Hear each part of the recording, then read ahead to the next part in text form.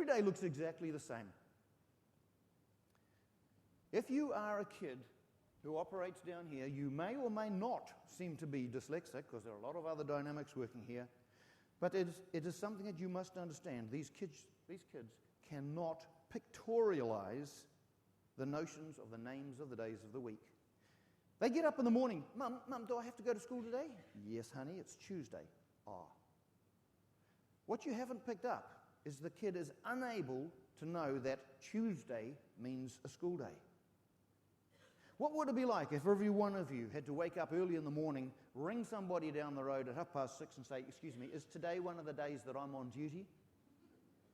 See, if you could not tell ahead of time whether you were on board or not on board, you would be out of control of your life. Out of control is the essence of depression. You would be depressed. And I ask you to have a look at the kids who we call dyslexic, the kids who are the behavior problem kids. How commonly are they depressed?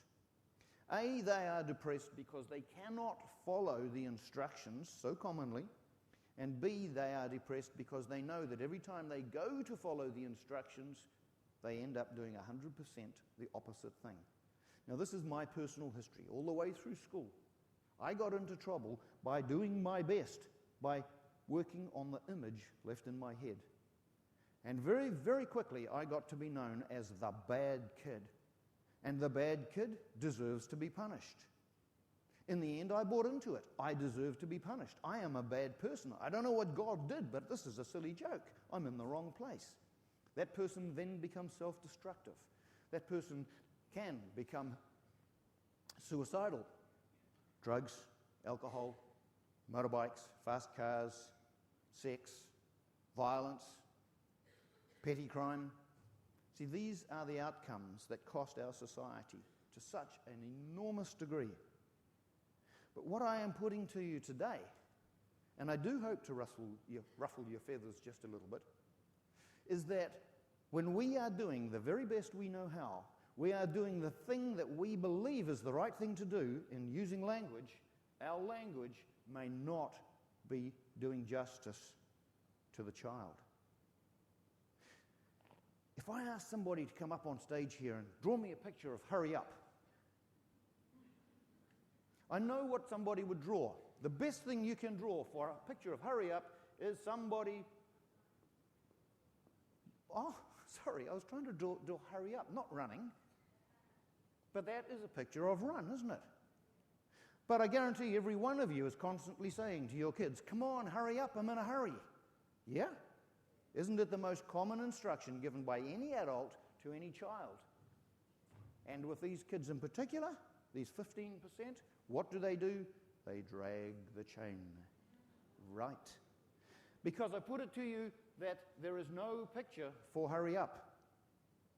When we use hurry up, we're giving them an instruction they cannot conceptualize, therefore they can't understand, therefore they cannot act on. I will tell you what hurry up means. I'll do this very quickly. A hurry is a small wooden box, often found in the coal mines in England a couple of hundred years ago. Little box runs on wooden rails. Whoops, we're running out of chalk here.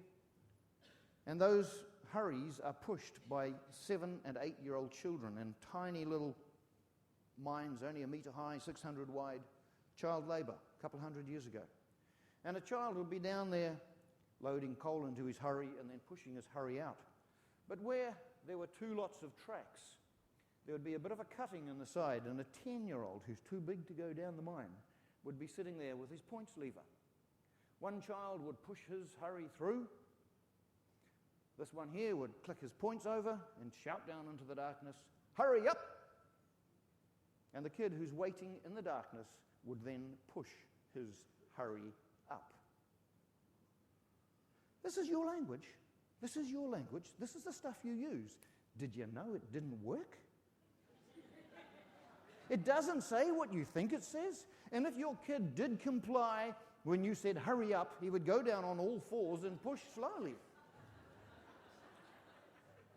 Where'd you get your language from? You got it from your mummy? Did you say thank you very much, mother darling? Does it work? Because she would have to say, well, no, not really, but it's the best approximation we've got. Let's just take it a step further. This kid pushes, gets to the top, out there, empties his little coal scuttle out, stands to the side. Another kid comes in, empties his one out. Finally, there are 6 or 8 kids, and the 14-year-old who's the foreman, okay, guys, down you go.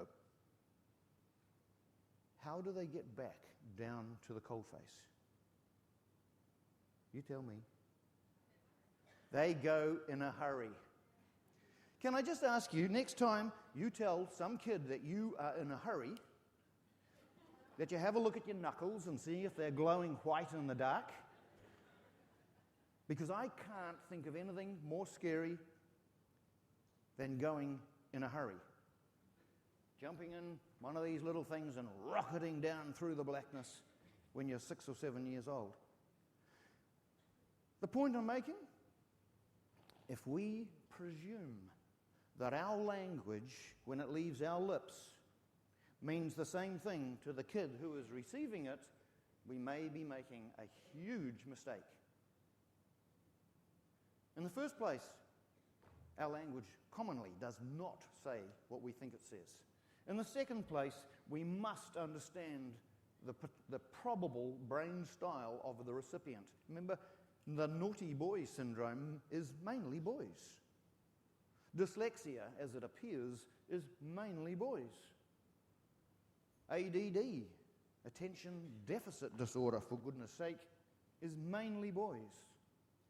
And this because this end is where our practical, hands-on engineering people belong. It is a boy thing. There's nothing, absolutely nothing wrong with them. That's the piece we have to remember. Therefore, what I'm asking you to look at is for you to ensure that you put diesel into diesel motors. Now, the 2 points here, one is, yes, our language commonly does not say nor mean what we believe it to mean. Secondly, we blame the kids. We blame the kids by yelling at them, louder, harder, faster. We blame the kids by giving them labels. We blame the kids by alienating them from us. They're just normal kids. They want to be loved. They want to love and be loved. But they feel alienated because of our anger, our intolerance, which we never realized is a product of our behavior. With their lowered self-concept, they start to become self-destructive. They go to mind-altering drugs like Coca-Cola. It is a mind-altering drug. Aye. And alcohol. And all the other drugs that you know about. They do get into violence and dishonesty. And we abuse them for that too. Because we punish them and we bring laws down on them and we alienate them further.